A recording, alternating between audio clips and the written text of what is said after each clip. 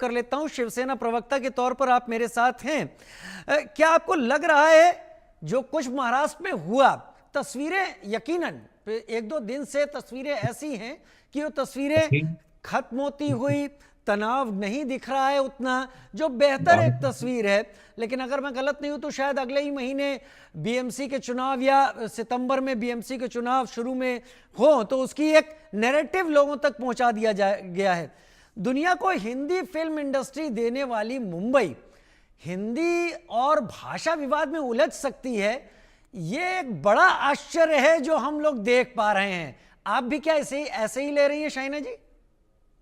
सर्वप्रथम राजीव जी, हमें गर्व है हमारे मराठी भाषा, मराठी अस्मिता, मराठी मानुस और मराठी का जो कॉज है उसके प्रति हम हमेशा एकनाथ जी शिंदे खड़े हैं, एक ब्लूप्रिंट के साथ, एक विजन प्लान के साथ, जहां इंफ्रास्ट्रक्चर प्रोजेक्ट्स हो, जहां सन्स ऑफ द सॉइल उनको घर मिलना चाहिए, माड़ा हो, बीएमसी हो, धरावी रीडेवलपमेंट हो, अन्य अन्य प्रोजेक्ट्स, अभिजात दर्जा का स्तर, संस्कृति सभ्यता को मराठी और मराठी भाषी जो है वो कभी भी ये लॉ एंड ऑर्डर सिचुएशन नहीं चाहते हैं। वो नहीं पसंद करते हैं कि कोई तोड़फोड़ की राजनीति करें। एक तरफ हम चाहेंगे कि ज्यादा से ज्यादा लोग मराठी में बोले, सीखे और समझे, क्योंकि इस प्रदेश ने आपको इतना कुछ दिया है।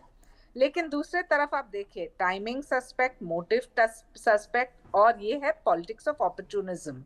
बीएमसी के इलेक्शंस आ रहे हैं और अचानक से आप भाषा के नाम पे एक विवाद पैदा कर रहे हैं, जहां आप सक्रिय रूप से, आपका कोई विजन प्लान तो है ही नहीं, आपकी कोई सोच विचार तो है ही नहीं। आप देखिए कि क्या किया था मनसे और उबाटा सेना ने। उबाटा सेना ने अपने विचारधारा को डस्टबिन में फेंक दिया।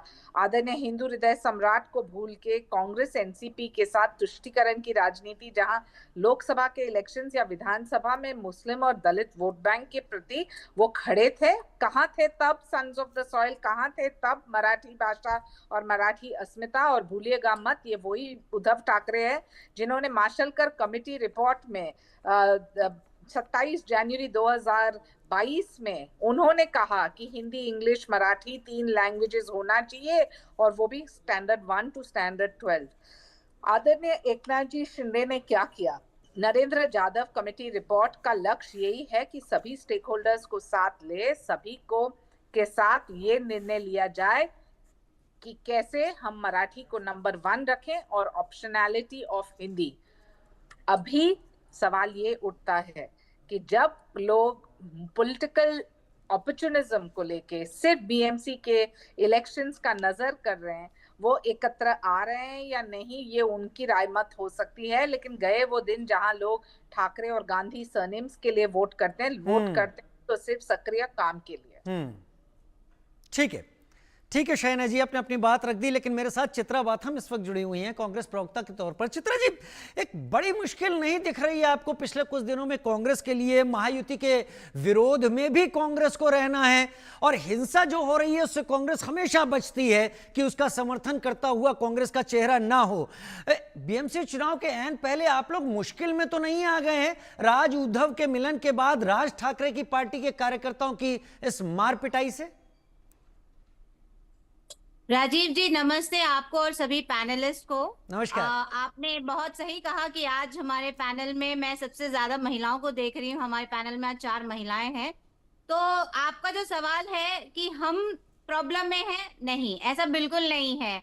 ये जो निराशा, ये जो बौखलाहट है, ये कौन से खेमे से आई थी? ये जो सरकार का खेमा है, महायुति या सरकार का जो बैकग्राउंड है, वहां से आ रही है। आपने देखा कि जुलाई 5 को जब उद्धव ठाकरे और मनसे दोनों एक ही प्लेटफॉर्म पे आए, तो उसके बाद से इनके कैसे कैसे बयान आने शुरू हो गए भाषा को लेकर। नीतीश राणे ने कहा कि भाषा को लेकर आप सिर्फ हिंदुओं पर वार कर रहे हैं, या मुसलमान के ऊपर आप क्यों नहीं बोलते हैं। इस तरीके का एक सांप्रदायिक जो इसको रूप देने की इन्होंने पूरी तरीके से कोशिश करी। जहां तक ये विवाद शुरू हुआ है, मैं आपको बताना चाहूंगी कि कांग्रेस का स्टैंड बहुत क्लियर था मराठी भाषा को लेकर। हमने जो नेशनल एजुकेशन पॉलिसी हुई है उसमें क्लास 1 टू क्लास 5 में जो हिंदी की इंपोजिशन हो रही थी उसके विरोध में हमारा स्टैंड रहा है। आप जानते हैं कि कांग्रेस हमेशा से ही सद्भावपूर्ण और समाज में सभी घटक को लेके चलने वाली पार्टी रही है।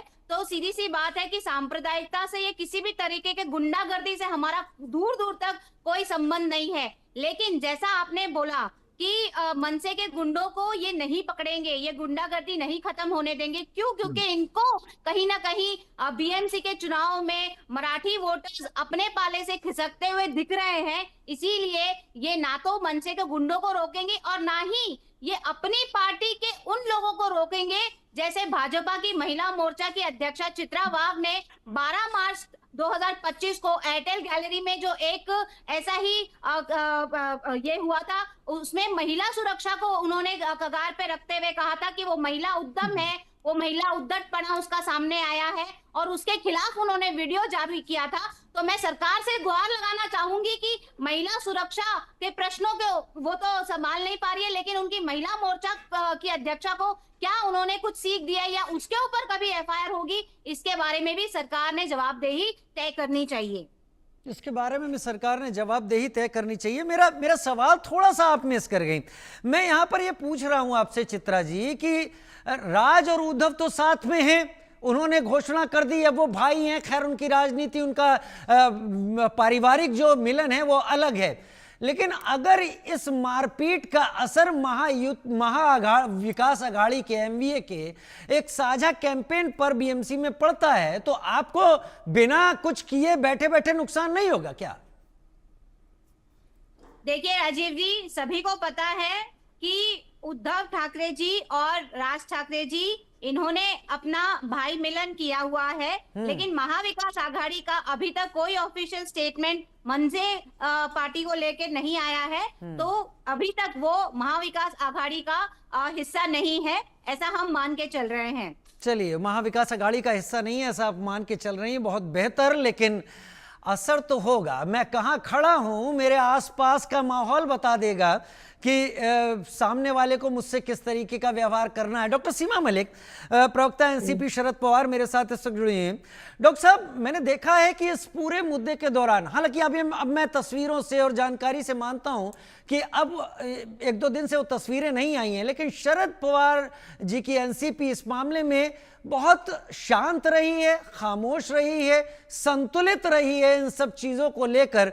आपको नहीं लगता कि अगर चुनाव नहीं होते तो यह मुद्दा ठंडे बस्ते में पड़ा हुआ होता?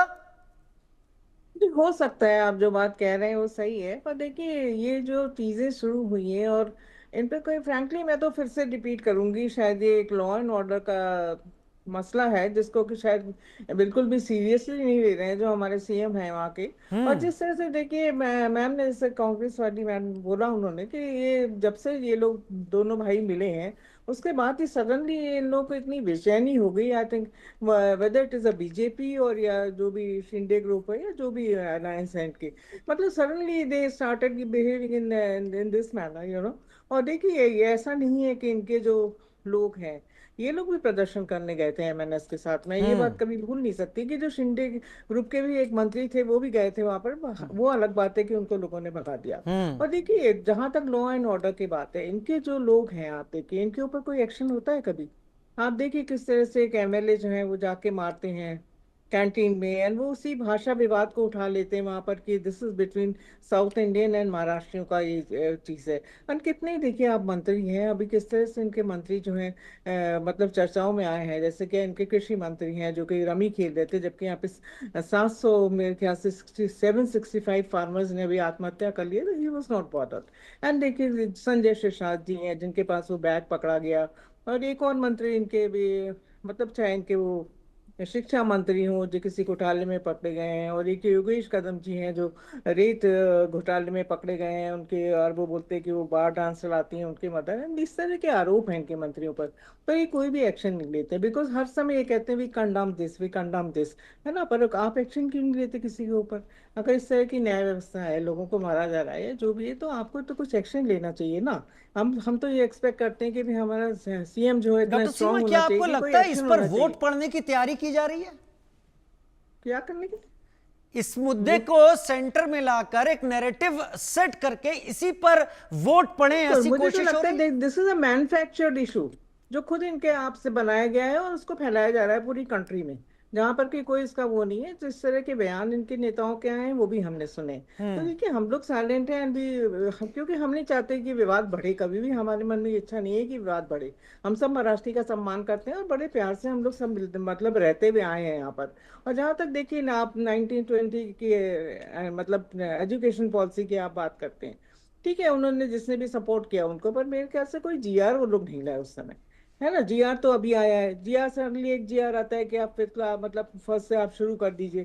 तो आप नेशनल एजुकेशन पॉलिसी की बात करते हैं, तो आप नॉर्थ में क्या करेंगे ये भी बता दीजिए आप हमें। नॉर्थ में कौन सी 3 लैंग्वेजेस वहाँ पे पढ़ाएंगे, जी। है ना। हम लोग तो शुरू से हम लोग ने हिंदी इंग्लिश ही पढ़ा, जब हम छोटे थे तब से लेके।